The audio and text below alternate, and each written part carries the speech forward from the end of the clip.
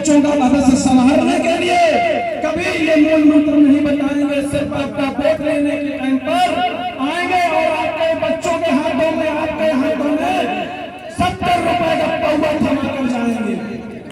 ऐसे लोगों को याद रखना है, ऐसे लोगों के सिर पर जूता मारना है जो आपके बच्चों का भविष्य खराब करते हैं। बाबा साहब के 3 मूल मंत्र, शिक्षित बनो, संगठित रहो और संघर्ष करो। साथियों, मेरे कहने का मतलब यही है कि आधी रोटी कम खाना, चाहे कुछ भी करना, लेकिन बच्चों को शिक्षित जरूर करना।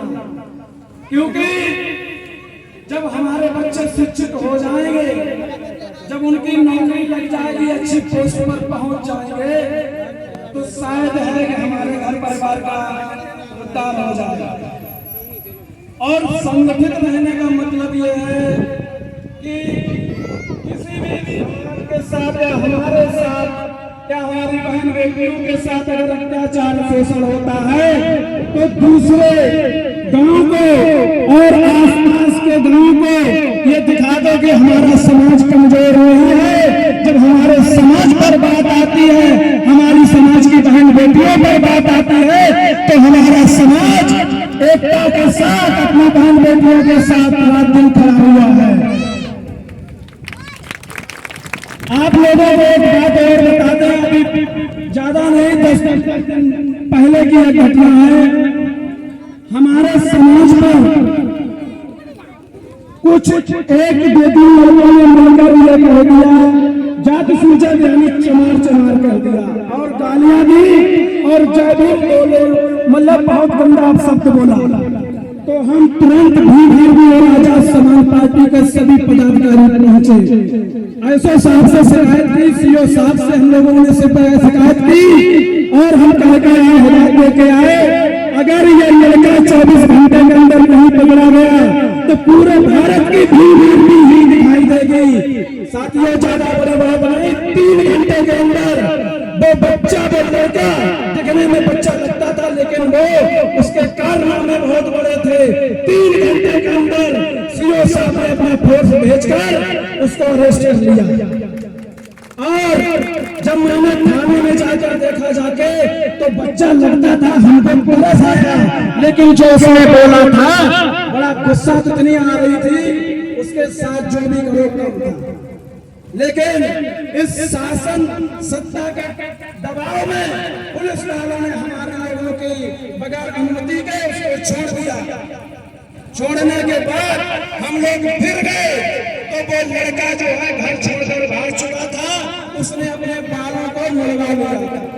इतना डर उसके इतनी दहशत बीमार में आजाद समाज पार्टी के उसके अंदर थी। कहने का मतलब ये है, अगर संविधान पर बात आ जाए, अगर आरक्षण पर बात आ जाए, आरक्षण जो लोग कहते हैं ना, आरक्षण खैरात में नहीं मिला था, ठीक है। अरे आरक्षण तो आज सबको दिखाई देता है, लेकिन आरक्षण से जो हमारे पूर्वजों को गुलामी की जंजीरों में जकड़े रखा था पहले, तब किसी ने नहीं कहा कि आरक्षण कहां है। आज उन्हीं के बच्चों ने अपने दम पर पढ़ लिख कर ठीक है, अच्छी नौकरियां कर रहे हैं, समाज का नाम रोशन कर रहे हैं, ठीक है।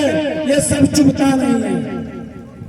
कहने का मतलब ये है मेरे भाइयों और बहनों, क्योंकि जो लोग आज हमारे संविधान पर उंगली उठाते हैं, संविधान को बदलने की बात करते हैं, मैं उन लोगों से सिर्फ एक ही शब्द कहना चाहता हूँ, हम लोग आखिरी सांस तक चाहे हमारे प्राण निकल जाए, लेकिन संविधान को बदलने नहीं देंगे।